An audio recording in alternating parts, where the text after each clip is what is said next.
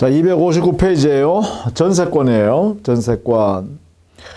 먼저 거기 303조가요. 전세권의 의미를 잘 정리해 놨어요. 303조 보시죠.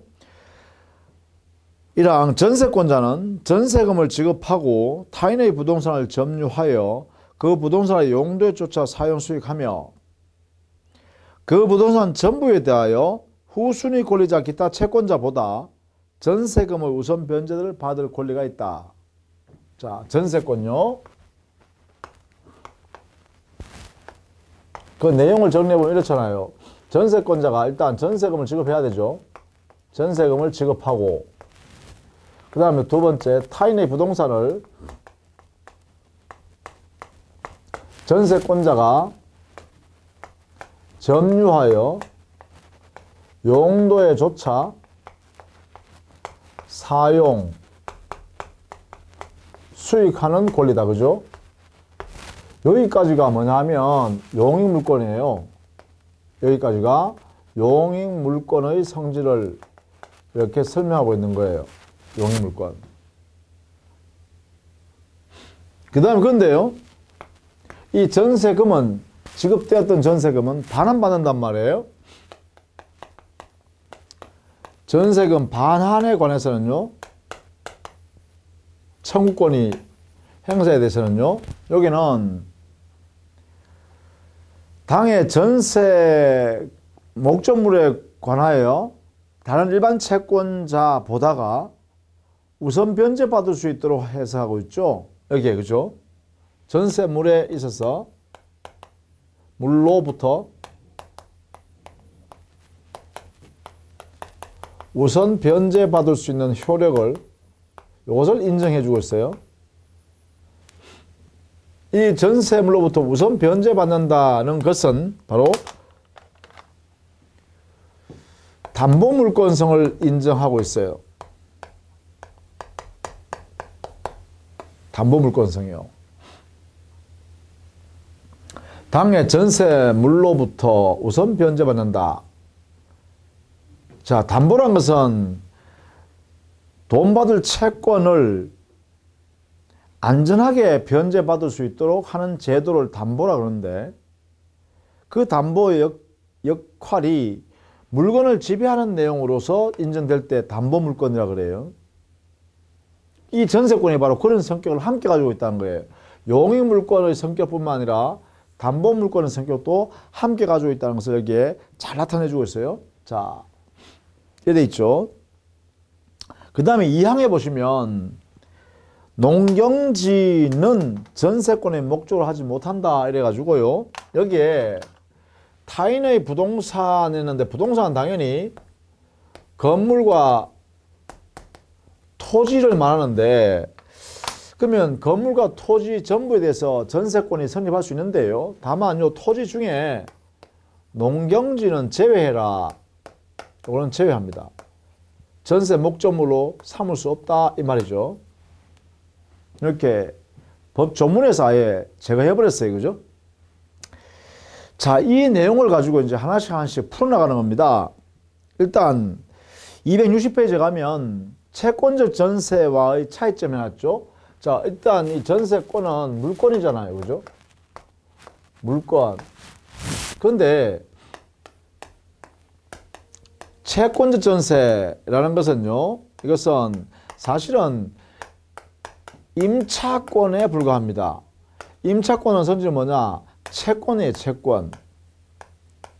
채권. 즉 자기한테 빌려준 임대인한테 대한 권리로서 존재하는 그러한 권리다 이런 거죠. 그래서 채권적 전세는 그냥 보통 우리 민법 임대차에 있어서의 임차권의 성격을 갖는다 이렇게 해석하면 돼요. 그래서 전세권과 다른 거다 이거죠. 다르다. 그래서 채권 전세는 기본적으로 임차권에 관한 규정이 그대로 적용되니까 결국은 261페이지예요. 전세권과 임차권 비교해 놨죠. 표로. 그죠? 이 표를 그냥 이렇게 보시면 됩니다. 이렇게 전세권은 물권이요, 부동산 임차권인 채권 전세는 채권이구나. 그래서 이 물권과 채권의 차이점에 근거해서 우리 민법 규정을 각각 두고 있는 거죠. 그 규정들을 이렇게 비교한 것입니다. 참고해서 보시면 되겠습니다. 다만 그게 최장기간이죠. 최장기간. 부동산 임차권의 최장기간 20년 이렇게 돼 있잖아요. 이것은 위헌 판결이 났기 때문에 효력이 상실됐습니다. 이것만 여러분 제거해버리면 되겠죠. 자, 그러면 기본적으로 전세권의 성질 볼까요? 261페이지. 전세권의 성질. 자, 기본적으로 성질은요, 타인의 부동산에 대한 물건으로 성립하기 때문에 타물건입니다.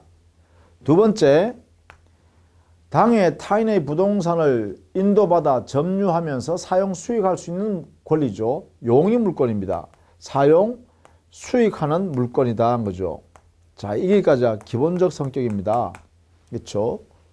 그런데 우리 민법에는요, 담보물권성도 갖도록 해놨죠. 그렇죠? 담보물권성도 인정하고 있어요. 262페이지 가면 돼요. 전세권의 담보물권성. 자, 담보물권성이 인정되면요, 우선 변제받을 수 있는 권리를 보장했기 때문에 그래요. 전세금 반환받을 때 우선 변제권이 인정되기 때문에 그렇습니다. 자, 이때 담보물권성이 인정되면 우리 담보물권에 나중에 배우겠습니다만 담보물권은 부종성이 있고요.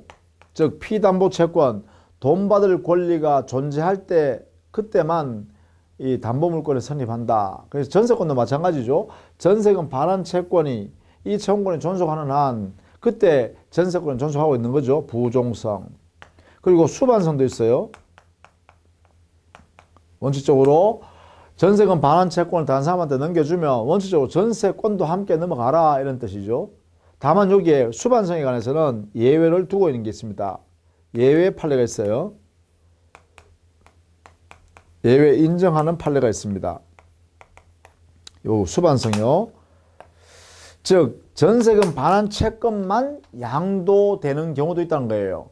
전세권이 수반되지 않고 전세금 반환 채권만 양도되는 것도 허용되는 예외가 있다.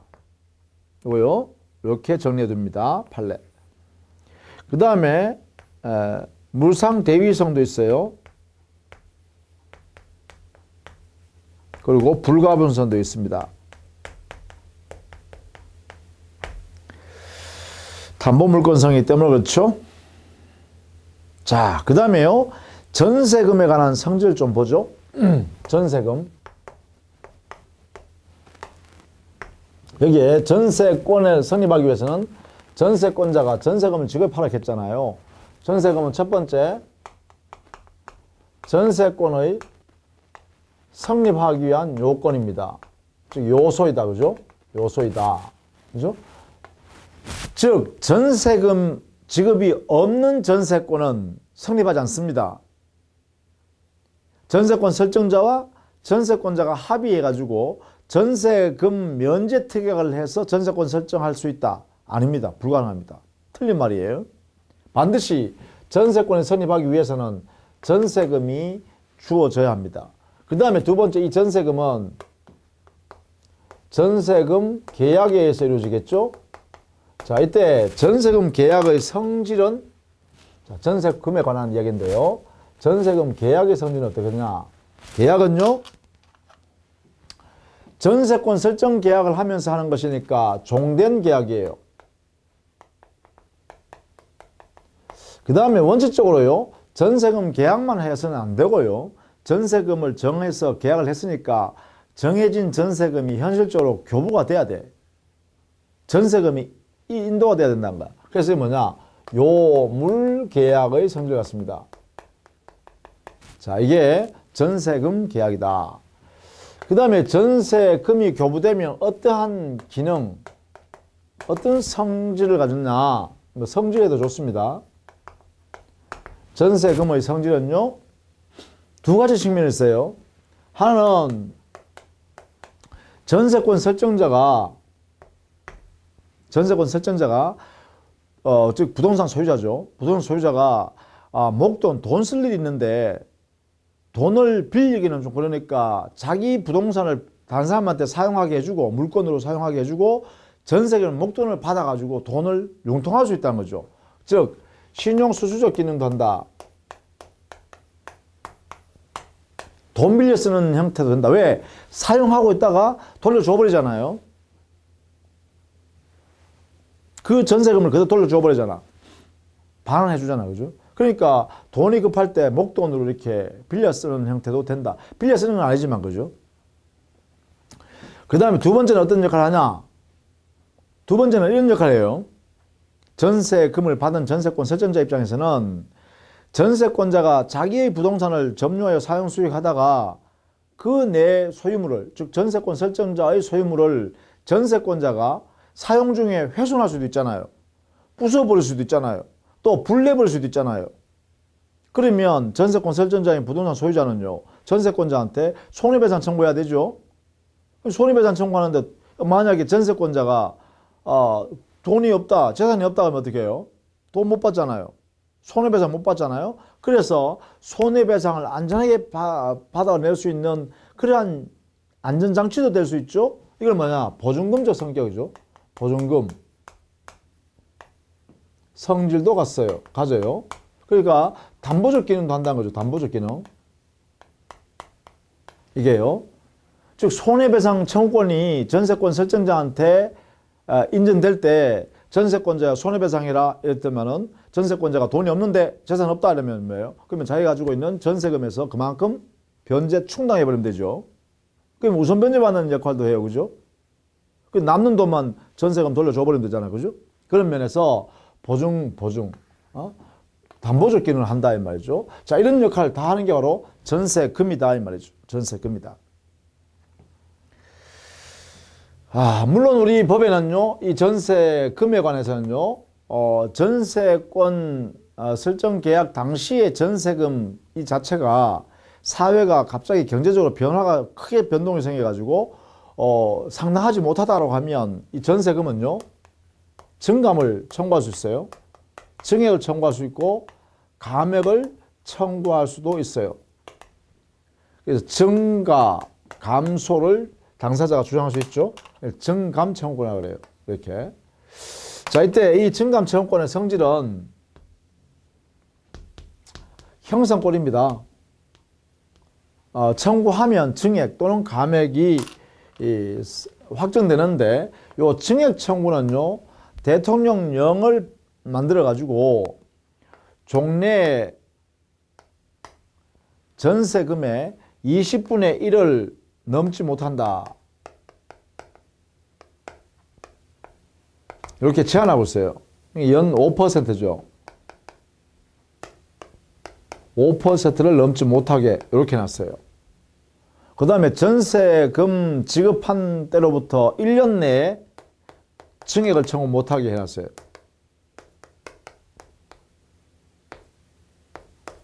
이렇게요. 요 두 가지 제한 하에 증감 청구에 증액 청구에서만 제한하고 있습니다. 증액 청구에서만 제한해요. 감액은 아닙니다. 증액은 이렇게 제한하고 있다 라는 것입니다. 그 다음에 이럴 수도 있죠. 전세금은 전세권이 소멸하면 반환해야 되잖아요. 전세금 반환. 그렇죠?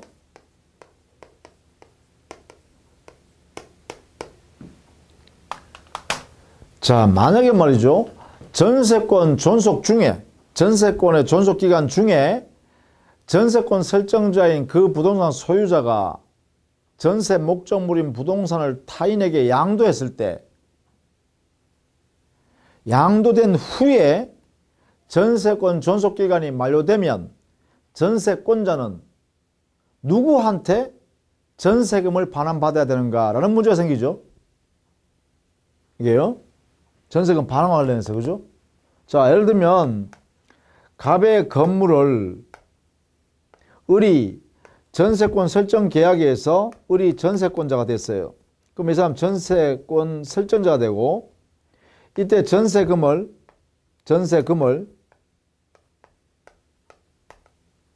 5억을 이렇게 전세권자가 전세권 설정자한테 교부했습니다. 이렇게.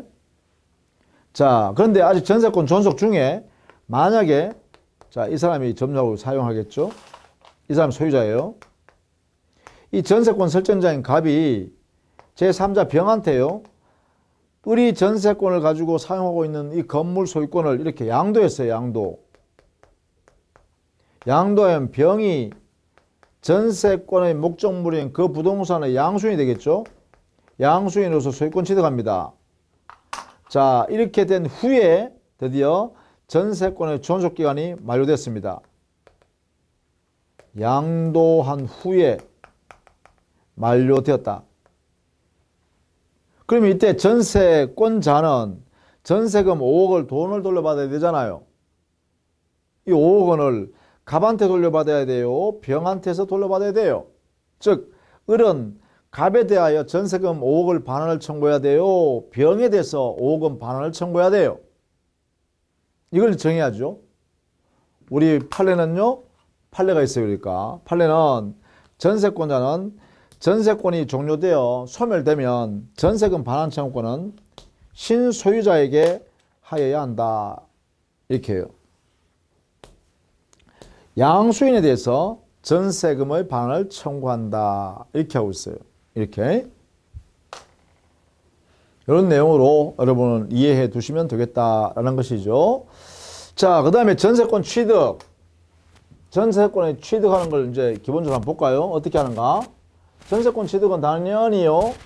부동산 물건이니까 전세권 설정 계약하고 전세권 등기를 해야죠. 이때 전세금을 지급해야 됩니다. 그죠? 자, 전세권.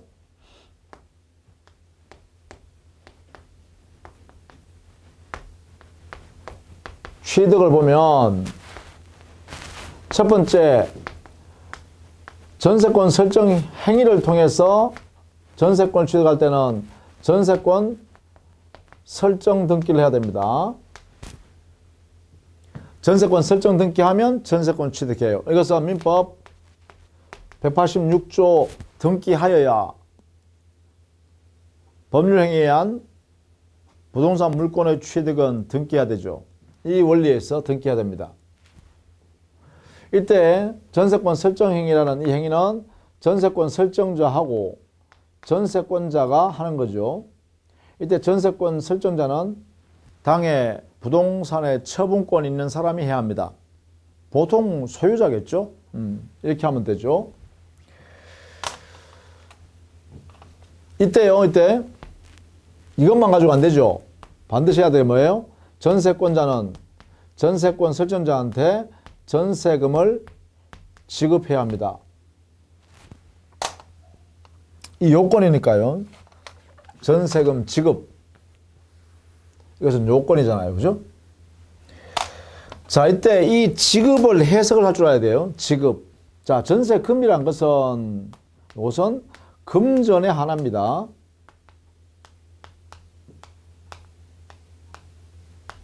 그러면 지급이란 것은요, 현실의 교부. 이것만 있냐? 아니요.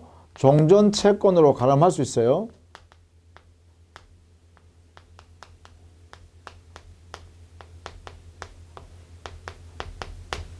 가름할 수 있다. 가름. 반드시 현실적 지급만을 말하는 건 아니에요. 요 지급이라는 의미가요. 지금 현재 5억 원, 전세금 5억 원 정해가지고 5억 원, 자, 여기 딱, 이거 5억을 줘야 되는 건 아니라는 거죠. 종전에 내가 너한테 돈 5억 원 빌려줬잖아. 너 건물 그거 내면 전세금, 종전에 내가 빌려줬는 그 5억 원을 전세금으로 하고 내 건물에 전세권 설정해주라. 합의하면 가능하다는 거죠. 이렇게. 자, 이런 의미를 갖는다. 그래서 이렇게 해서 선입시킬 수 있고, 법률 규정에 의해서 전세권 취득하는 경우도 있죠. 예를 들면 전세권자가 사망했다. 존속 중에. 그러면 전세권이 상속해서 상속인한테 승계되겠죠. 예, 법률 규정에 의해서 취득도 가능하고 수요 취득도 가능하겠죠. 수요 취득. 자, 이렇게 해서 취득하고요. 두 번째, 전세권을 취득했다면 전세권의 존속기간은 우리 법 규정에서요. 전세권 존속기간은 최장 아무리 아무리 길어도요 10년을 넘지 못하게 해놨어요. 10년 이하로 해놨다는 거죠. 그러면 최단기간은 어떻게 될까?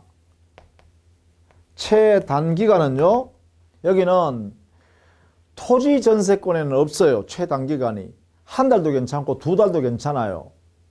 그런데 건물 전세권에는요, 우리 민법에서 1년 미만이면 1년으로 본다 해놨거든요. 그러니까 뭐예요? 최단 1년은 보장해야 된다는 거예요. 건물 전세권에서만.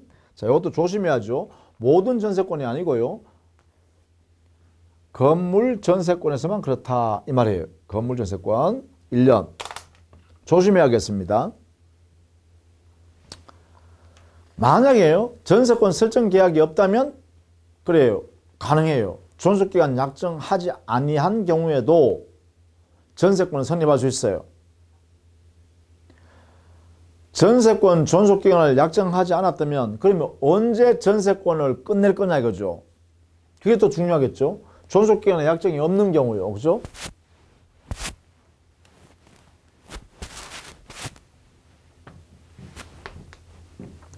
전세권 존속기간을 약정하지 않은 경우,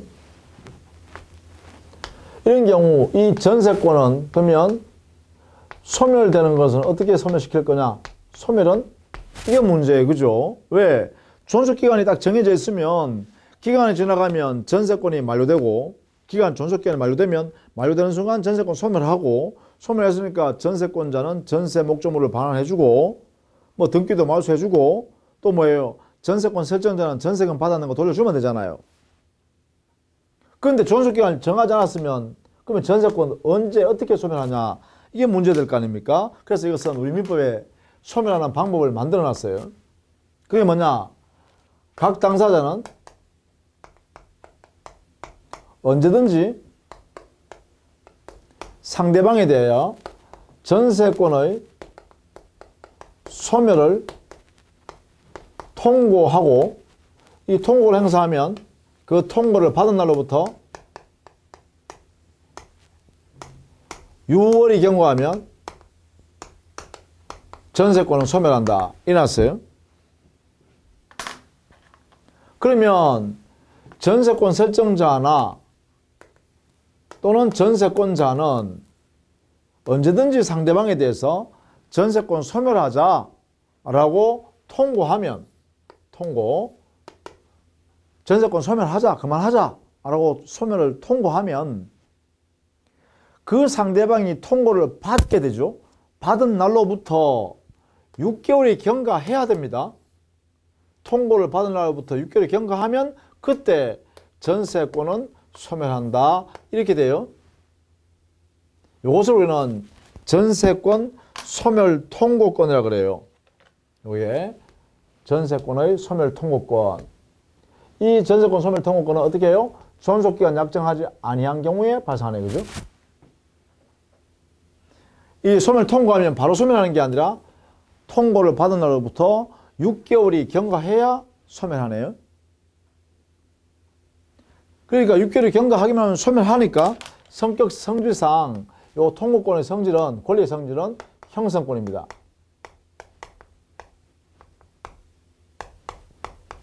육 6개월이 경과하면 그냥 소멸해버리잖아. 그죠? 별도의 행위는 필요 없죠. 통고하는 순간에 6개월만 지나라. 그러면 소멸한다. 그럼 소멸하면 어떻게 되나요?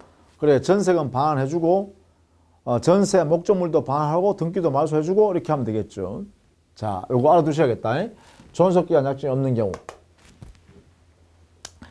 자, 그 다음에 만약에 존속기간이 정해져 있었다.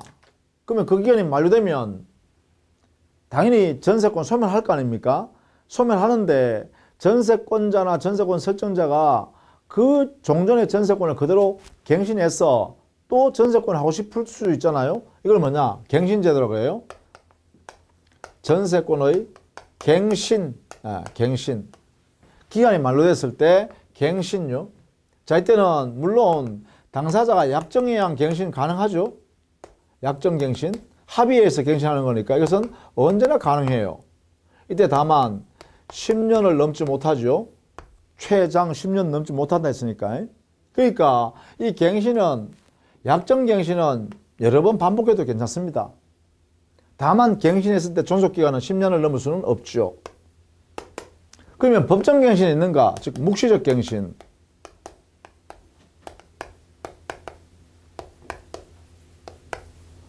이것은 있는가? 우리는 참고로요, 지상권에도 이 법정갱신이 없어요. 그 다음 지역권에도 법정갱신제도 없어요. 그럼 전세권에 있는가? 전세권의 법정갱신은 이게 묻겠죠? 자, 여기에 대해서는요, 답을 이렇게 해야 돼요. 전세권의 법정갱신은 모든 전세권에 인정되는 것이 아니라 건물 전세권에서만 인정한다. 이렇게 해야 돼요. 건물 전세권에서만. 우리 민법이요, 이렇게 결단을 한 거죠. 토지 전세권에는 법정갱신 제도를 허용하지 않습니다. 건물 전세권만. 그러면 건물 전세권에 인정되는 법정갱신 제도 어떻게 되냐? 인정하는 거. 이게 법정갱신 제도. 기간이 만료되기 전, 끝나기 전 6월부터 끝나기 전 1월까지 요 사이에, 이 사이에 전세권 설정자가 전세권자한테 전세권의 내용을 이렇게 바꿔야 된다. 안 바꾸면 나는 계약 갱신 안 한다. 전세권은 나 더 이상 설정해 줄 수 없다. 이번에 끝낸다. 라는 등의 이의를 전세권 설정자가 전세권자한테 표시하지 않으면, 이런 의사표시를 하지 않으면 전세권이 만료된 때로부터 종래의 전세권이, 종전의 전세권이 그대로 존속하는 것으로 간주한다. 간주합니다. 이렇게. 종전의 전세권이 그대로 존속하는 걸로 간주한다. 이게 효과예요. 그러면 종전의 전세금은 그대로 있고 다만 바뀌는 게 하나 있네요. 종전의 전세권과 다른 점이 하나 있네요. 그게 뭐냐? 종전의 전세권에는 존속기간이 딱 정해져 있었잖아. 그죠? 근데 여기는요, 존속기간 약정이 없는 것이에요. 그죠?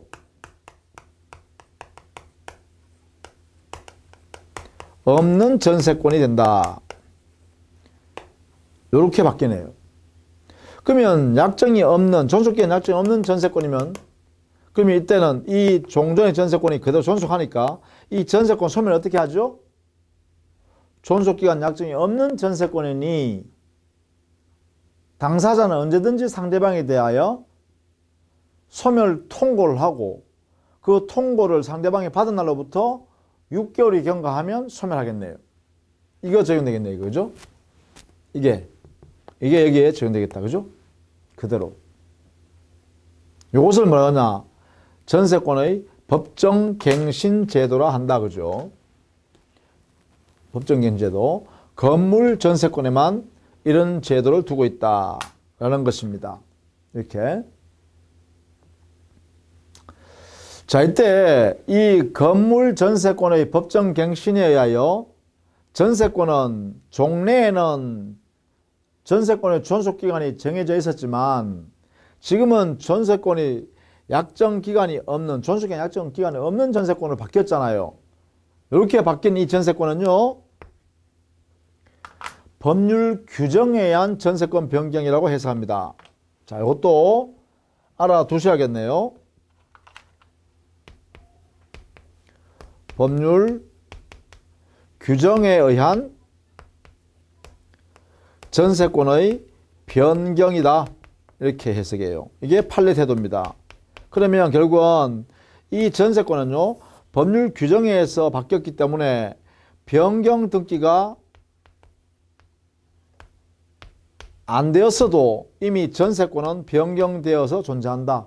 변경 등기할 필요가 없다. 이 말이죠. 187조. 그렇죠? 왜냐하면 법률 규정에 의한 전세권 변경으로 보기 때문에 이미 전세권 등기를 변경 등기하지 않아도 전세권의 존속기간에 약정이 없는 전세권으로 존속하고 변경 등기하지 않아도 전세권을 가지고 변경된 이 내용대로 모든 사람한테 대항하고 주장할 수 있죠. 등기하지 않아도요. 자, 이렇게 우리 판례가 해석한다라는 것입니다. 자, 이것이 이제 전세권의 갱신에 관한 이야기였습니다. 그것이 264페이지의 제일 하단에요. 동그라미 2번에 법정갱신에서 묵시적 갱신에 관한 설명을 하고 있으니까 요 내용을 정리해 두자. 그 다음에 265페이지에요. 전세권이 이렇게 성립했을 때 그 효력은 뭐냐? 건물 전세권을 갖게 되면 그 건물을 소유하기 위해서 가지고 있는 지상권, 토지 임차권에도 건물 전세권의 영향을 그대로 미칩니다. 이것은 304조의 명문으로 규정해 놨고요. 그 다음에 동그라미 2번에요. 법정 지상권이 성립한다. 그죠? 305조입니다.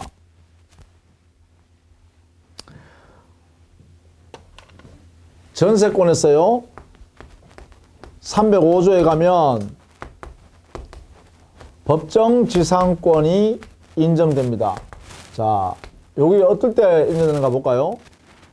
토지 위에 건물이 존재하고 있고 토지 소유자와 건물 소유자가 동일할 때 건물에 이런 상태에서 동일한 상태일 때 건물 소유권에 전세권을 설정하고 을에게 전세권 설정했다 합시다. 전세권 설정.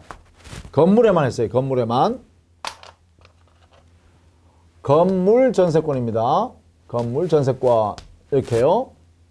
여기에 전세권 설정했어요. 여기에. 이게 1번. 그 다음 두 번째는요. 토지 소유권을 양도했어요. 병한테. 그럼 병은요. 토지의 특별 승계인이 되겠죠. 소유권 취득하는 거예요. 토지 소유권. 자, 이래 되면 이 토지의 특별 승계인 소유자는 전세권 설정자한테요. 설정자에게 그러면 누구예요? 건물 소유자인 갑이죠. 전세권 설정자에게 뭘 준다? 지상권을 설정한 것으로 간주해 버립니다. 본다. 요 지상권이 뭐냐? 바로 305조의 법정지상권이다 이 말이에요. 그러면 건물에 먼저 전세권 설정하고 그 다음에 토지를 양도하면 토지 양수인은, 그렇죠? 토지의 양수인인 특별 승계인은, 이 사람은 건물에 전세권 설정한 사람, 건물 소유자죠. 건물 소유자에 대하여 지상권을 설정한 것으로 간주해줘요. 이 지상권이 바로 305조에 있는 법정지상권이다 이 말이에요. 그러면 이때 전세권 설정자인 건물 소유자는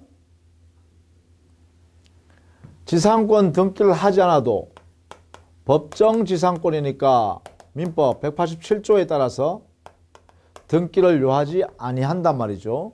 당연히 건물 소유자인 전세권 설정자가 지상권을 취득했다 이 말입니다. 이게 305조입니다. 305조를 여러분 반복해서 여러분 읽어보시고 전세권 설정자에게 지상권이 발생한다라는 거요. 지상권 설정자에게요. 이렇게 정리를 해 두시기 바랍니다. 그 다음에 전세권자의 의무, 제일 중요한 의무가 뭘까요? 전세권자는 전세물의 유지 수선할 의무를 진다.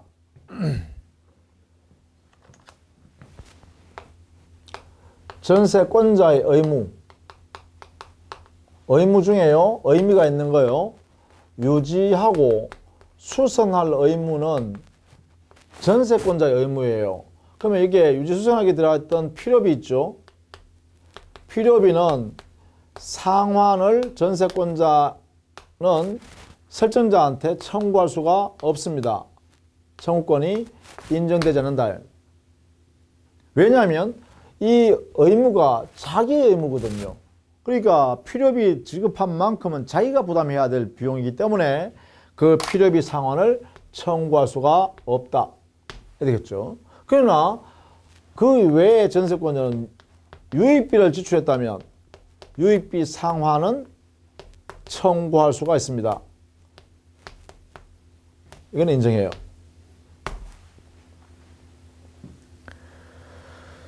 자, 이 내용을 조심해서 좀 봐두십시다. 이런 이야기고요. 전세권자가 전세권 침해당하면 전세권에 의한 물권 청구권으로서 반환 제거 예방 청구권이 인정되겠죠. 그리고 전세권자가 당의 목적물인 부동산을 사용하다 보면 옆에 있는 토지 이용자와 분쟁이 생길 수 있잖아요. 그러니까 산림관계 적용돼야겠죠. 따라서 민법에 있는 소유권에 있는 산림관계 규정은 전세권에도 준용됩니다. 그 다음에 전세권자는요, 권리를 갖고 있어요. 전세권자는 전세권의 처분이 가능합니다. 이때 처분이라는 것은 전세권을 양도하거나 전세권을 임대하거나 전세권에 다시 전전세를 하거나 또는 전세권에 저당권을 설정하는 것이 이게 가능하다는 거예요. 설정. 이게 가능하다. 다만요, 조심해야 될 게 하나 있어요. 이 전세권의 처분이 가능한 것이 원칙인데 만약에 전세권 설정 행위할 때 설정 당시에 이 처분 금지 약정이 가능합니다. 금지 특약을 할 수 있어요. 그래서 금지 특약을 해버리면 이 특약은 유효한 특약이기 때문에 양도, 임대, 전전세 그리고 저당권 설정 등의 행위를 할 수 없게 할 수도 있다는 거죠. 이게 지상권과 차이점이죠. 이게 지상권에서는 지상권자 양도 등의 처분 행위를 금지하는 약정을 했더라도 지상권자는 지상권 처분 등의 행위를 할 수 있다 했죠. 그것은 가행법규를 했어요. 그죠? 그러나 이게 전세권의 처분, 이거는 원칙적으로 가능하지만 금지 특약을 해버리면 그 금지 특약이 유효하기 때문에 전세권자는 전세권 양도 등의 처분 행위는 할 수가 없다. 이래 되겠죠. 자, 이것도 함께 알아두셔야겠습니다. 만약에 전세권에 있어서 전세권자가 뭐 임대, 전전세 등의 행위를 할 수 있는데 할 수 있다면 이때는요, 만약에 임대하거나 전전세한 전세권자는 책임을 더욱 무겁게 져야 합니다. 임대나 전전세를 한 전세권자는 책임이 가중됩니다. 불가항력으로 인한 손해가 발생하는, 즉 불가항력 사유로 인하여 전세권 설정자한테 손해가 발생했다라고 하면 그 손해도 전세권자는 책임을 져야 돼요. 그게 책임 가중이라 그래요. 자, 이렇게 정리를 해 두시면 좋겠다. 전세권 소멸하면 전세권 소멸했다.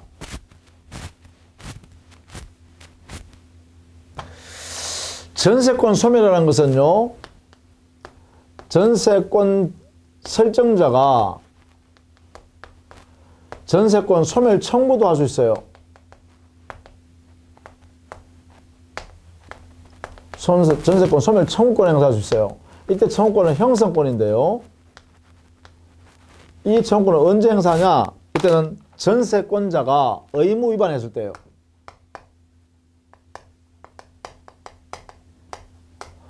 의무 위반 시 이때는 소멸 청구하게 되고 이 청구권은 청구하는 즉시 전세권을 소멸해 버립니다. 이게 소멸 청구권이라고 그래요. 이것은 전세권자의 권리입니다. 두 번째, 전세권자든 전세권 설정자든 당사자는 언제든지 전세권 소멸 통고에 의해서도 소멸할 수 있죠. 통고권요. 이 전세권 소멸 통고권은 뭐예요? 어떨 때 하는 거죠? 전세권 존속기간이 없을 때예요. 통고하면 어떻게 되죠? 6개월이 통고받은 날로 6개월 후에 소멸하죠. 여기는 즉시 소멸하지만, 그렇죠? 물론 이 통고권도 형성권을 했습니다. 다만 효과는 6개월 뒤에 발생한다 이 말이죠. 그 다음에 전세권이 소멸하는 것은요, 멸실될 경우입니다. 전세물의 멸실.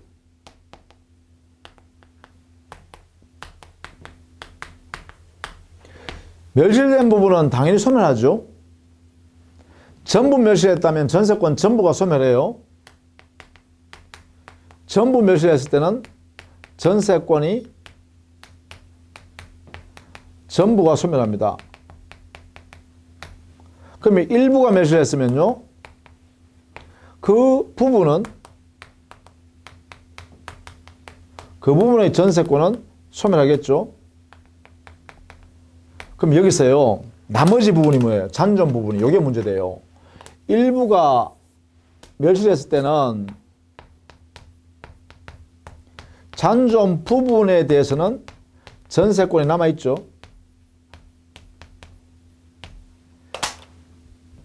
문제는 여기 있습니다. 이 잔존 부분만으로는 전세권의 목적을 달성할 수 없는 경우,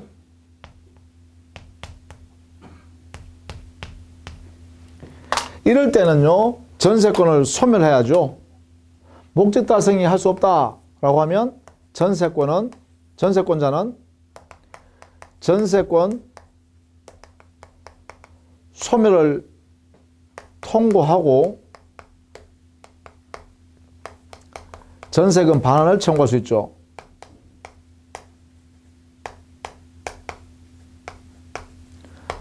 우리 민법에 이렇게 되어 있습니다. 전세권의 목적을 달성할 수 없는 잔존 부분일 때는 전세권자는 전세권 소멸을 통고한 후에 전세금 반환을 청구할 수 있다. 이났어요. 자, 이때 이 통고의 의미를, 민법 규정에 있는 이 통고의 의미를 청구의 의미로 해석해서 즉시 소멸하도록 이렇게 해석합니다. 해석상 청구로 해석합니다. 뭐예요?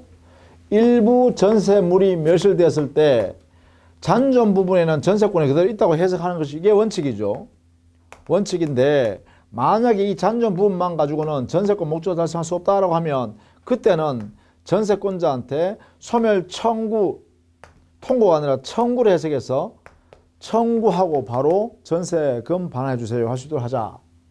자, 이 부분만 조심해서 좀 봐두자라는 것입니다. 그것이 여러분 교재는요, 269페이지예요. 제일 위에 보면 목적물의 일부 멸실의 경우 해가지고요, 거기에 불가항력에 의한 일부 멸실의 경우에는 잔존 부분만으로 전세와 목적을 달성할 수 있다면 잔존 부분만큼의 전세권 존속한다. 그러나 그 잔존 부분만으로 목적을 달성할 수 없는 때에는 5번째로 붙어 있습니다. 전세권자는 설정자에 대하여 전세권 소멸을 통고하고 전세금 반환을 청구할 수 있는데, 이때 이 통고한 요 통고의 의미는 청구로 해석하는 것이다 라는 것입니다. 자, 이렇게 해서 전세권 소멸하면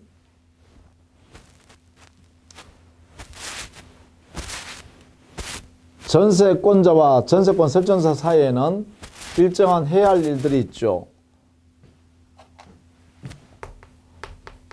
소멸의 효과입니다. 전세권 소멸의 효과. 효과는 첫 번째, 전세권 설정자와 전세권자 사이는 동시이행 관계입니다. 동시이행 관계. 뭐가 동시이행 관계냐? 전세권 설정자는 전세금 반환해주고 상대방 전세권자는 전세 목적물인 부동산하고 전세권 등기를 해줘야 되잖아요. 전세권 등기 말소해 주는데 필요한 서류를 함께 주고받는다 이 말이에요. 이게 동시행 관계다. 그 다음 두 번째, 만약에 전세권 설정자가 전세금을 반환해 주지 않으면 전세권자는 경매권을 행사할 수 있고, 그 다음에 전세 목적물에 대하여, 전세 목적물 전부에 대하여 우선 변제받을 수 있어요. 전부에 대해서요. 단 경매권 행사는 전세 목적물에 한한다.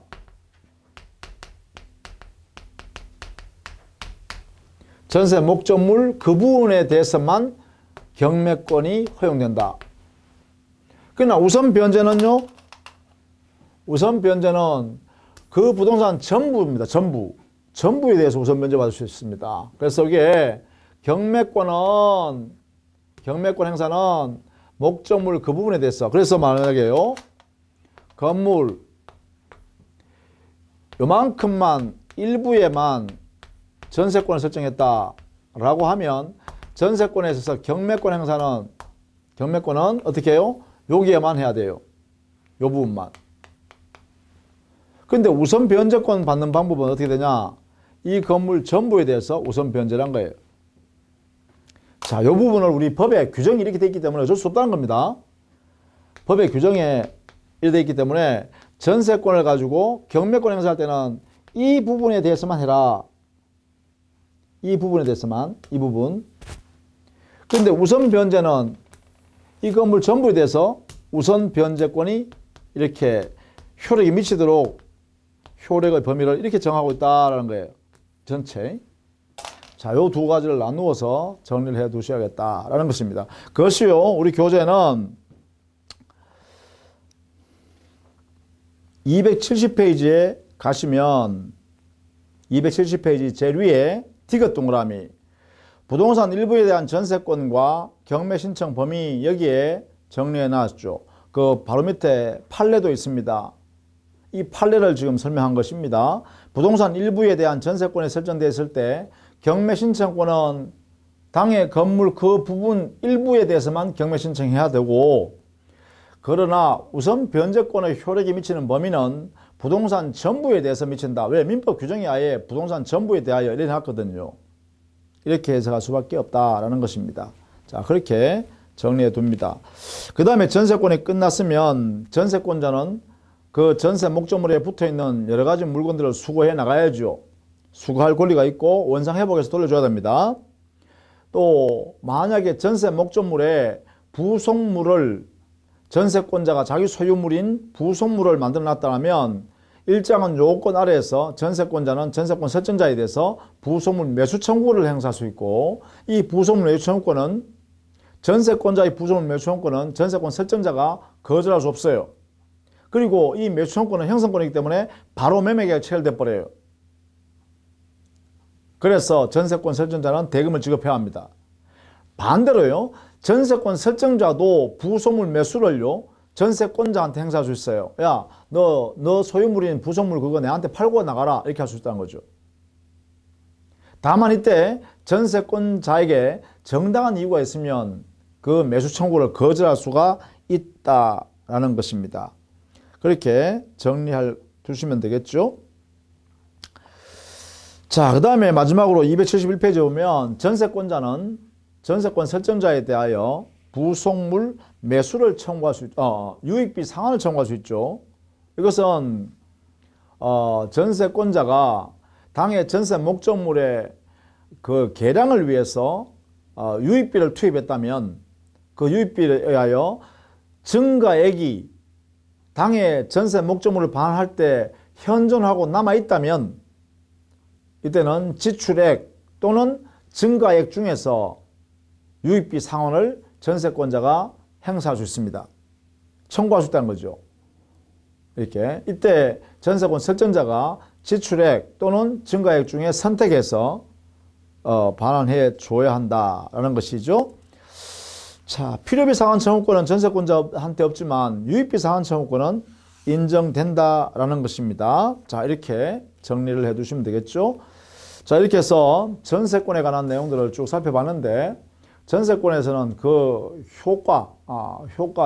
효력을 잘 정리해 두시고 또 소멸했을 때 그 당사자 사이에 동시이행 관계라든지 또 전세권자가 경매하는 행위라든지 우선 변제받는 범위라든지 이런 관계를 잘 정리해 두시기를 부탁드립니다. 자, 다음 시간에는 담보물권을 정리하도록 할게요. 수고했습니다.